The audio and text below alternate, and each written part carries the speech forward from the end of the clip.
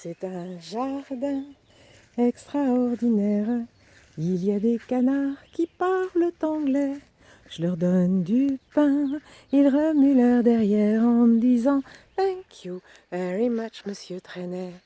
Il y a aussi des statues qui se tiennent tranquilles tout le jour, dit-on. Mais moi je sais que dès la nuit venue, elles s'en vont danser sur le gazon.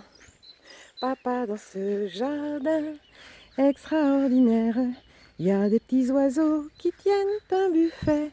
Ils vendent du grain, des petits morceaux de gruyère comme clients.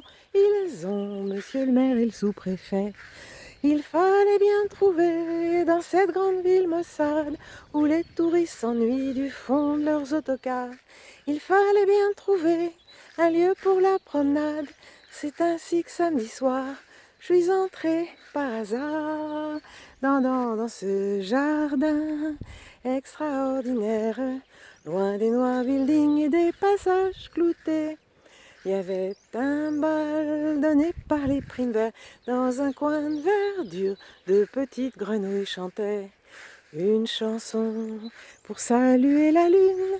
Lorsqu'elle s'y parut toute rose d'émotion, elles entonnèrent, je crois, la valse brune. Une vieille chouette me dit quelle distinction. Maman, dans ce jardin extraordinaire, je vis soudain passer la plus belle des filles. Elle vint vers moi et là me dit sans manière où me plaisait beaucoup. J'aime les hommes dont les yeux brillent. Il fallait bien trouver dans cette grande ville perverse une gentille amourette, un petit flirt de 20 ans qui me fasse oublier que l'amour est un commerce dans les bars de la cité. Oui mais pas dans ce jardin extraordinaire.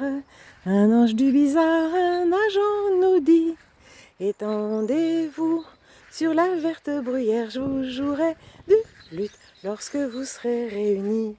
Cet agent était un grand poète, mais nous préférions Artémise et moi. La douceur d'une cachette secrète qu'elle me fit découvrir au fond du bois. Si vous voulez savoir où le jardin se trouve, il est, vous le voyez, au cœur de ma chanson. J'y vole parfois lorsqu'un chagrin m'éprouve. Il suffit pour ça d'un peu d'imagination. Il suffit pour ça d'un peu d'imagination.